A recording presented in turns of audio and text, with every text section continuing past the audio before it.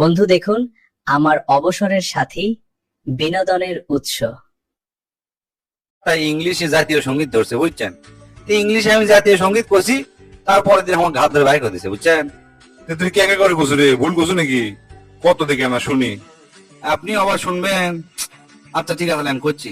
O my gold Bangla, I love you চিরদিনই, your sky your বিস্কাই my প্রাণে, O mother my প্রাণে বাজাই বাসি, gold Bangla I love you.